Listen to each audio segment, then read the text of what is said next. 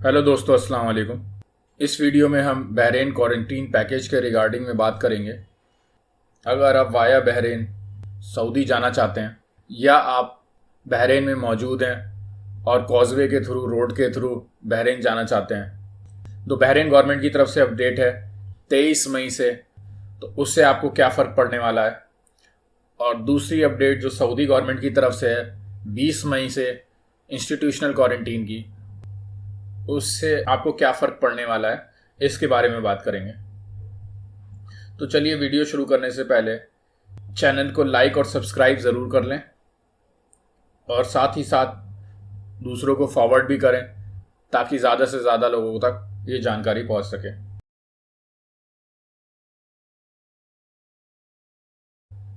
तो चलिए बात करते हैं पहली अपडेट की। पहली अपडेट यह है कि बहरीन ने एक सर्कुलर इशू करा है जिसमें इन 5 कंट्रीज़ के विजिट वीज़ा होल्डर्स 23 मई 2021 से बहरीन एंट्री नहीं कर पाएंगे। पहले अपडेट में यह है कि इंडिया, पाकिस्तान, बांग्लादेश, नेपाल, श्रीलंका के रेसिडेंस वीज़ा होल्डर ही ट्रैवल कर पाएंगे बहरीन। यानी इन 5 कंट्रीज़ में से बहरीन में क्वारंटीन होके सऊदी आप जाना चाहते हैं 23 मई से 3 जून तक, तो इस सर्कुलर के अकॉर्डिंग आपको विजिट वीज़ा पे अलाउ नहीं करा जाएगा। यानी सिर्फ रेसिडेंस वीज़ा होल्डर ही बहरीन के जा सकते हैं। उनके लिए क्या रिक्वायरमेंट है, उनको क्या क्या रूल्स एंड रेगुलेशन फॉलो करने हैं, उसके लिए एक अलग वीडियो है कि बहरीन रेसिडेंस वीज़ा होल्डर को क्या क्या रिक्वायरमेंट है और उन्हें किस तरह से जाना पड़ेगा, उसके लिए एक अलग वीडियो है। लेकिन अभी हम ये बात करते हैं कि बहरीन क्वारंटीन पैकेज के लिए जो जा रहे हैं उनके लिए क्या क्या रास्ते हैं।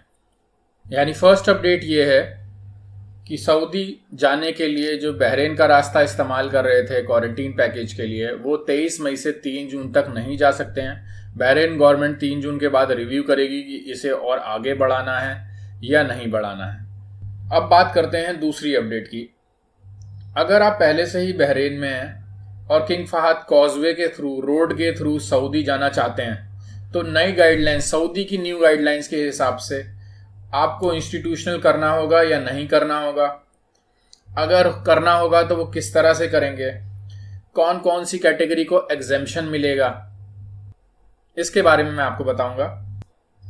तो अगर आप कॉजवे के थ्रू, अगर आप बहरीन में हैं और रोड के थ्रू सऊदी जाना चाह रहे हैं, तो अगर आप लिस्ट में से गाका के सर्कुलर के अकॉर्डिंग किसी भी कैटेगरी में फॉल करते हैं तो आपको कॉजवे के थ्रू एंट्री दे दी जाएगी। अगर आप इस एक्सेप्टेड कैटेगरी लिस्ट में फॉल नहीं करते हैं तो आपको वापस बहरीन भेज दिया जाएगा और आपको बहरीन में फ़्लाइट टिकट्स लेके सऊदी एंट्री करनी होगी। साथ ही साथ इंस्टीट्यूशनल क्वारंटीन पैकेज भी बुक करना होगा।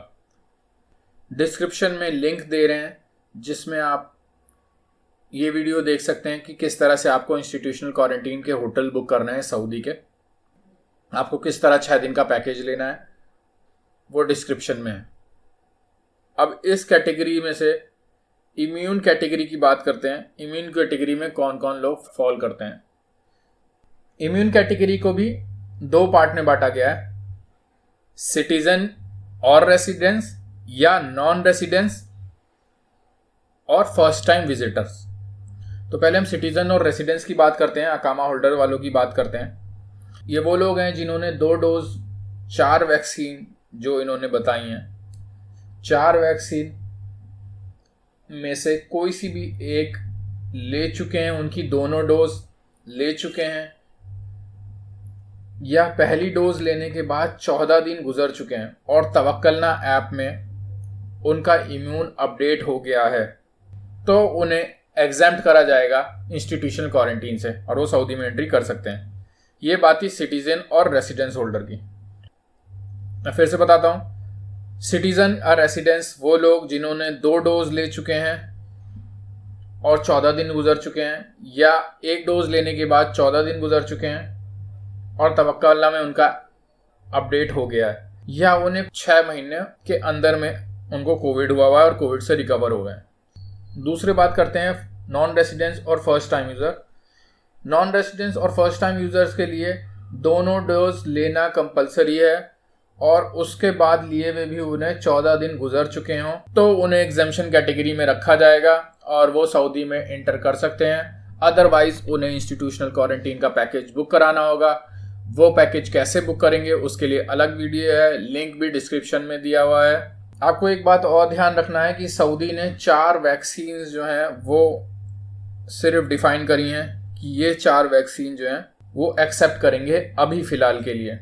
यानी अगर आप इम्यून कैटेगरी में नहीं आते हैं तो आपको कॉजवे से वापस कर दिया जाएगा और आपको फ़्लाइट टिकट लेके पूरा क्वारंटीन का पैकेज लेके फिर सऊदी में एंट्री करने दी जाएगी। लेकिन अगर आप एग्जेम्प्टेड कैटेगरी में लाई करते हैं तो उसके लिए आपको एक एग्जेम्पशन फॉर्म भरना पड़ेगा मुकीम पे।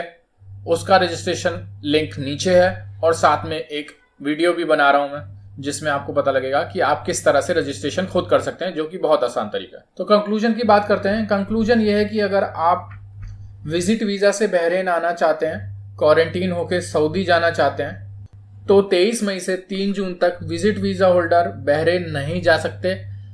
एज पर गवर्नमेंट ऑफ बहरीन के सर्कुलर के हिसाब से उन्होंने इंडिया और पाकिस्तान से विजिट वीज़ा पर बहरीन एंट्री लेना बैन कर दिया है।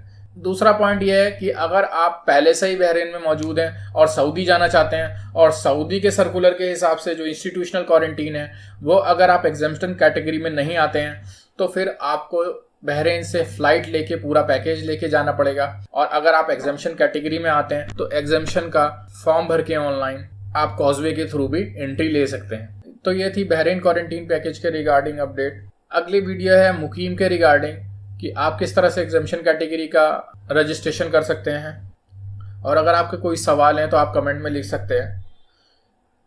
साथ ही साथ इस चैनल को सब्सक्राइब भी करें, शेयर भी करें ताकि ज़्यादा से ज़्यादा लोगों को मालूमात हासिल हो सके। और कमेंट में लिखें कि और आपको कौन कौन सी चीज़ों की अपडेट चाहिए। तो मुझे दीजिए इजाज़त। अस्सलाम वालेकुम, अल्लाह हाफ़िज़, स्टे सेफ।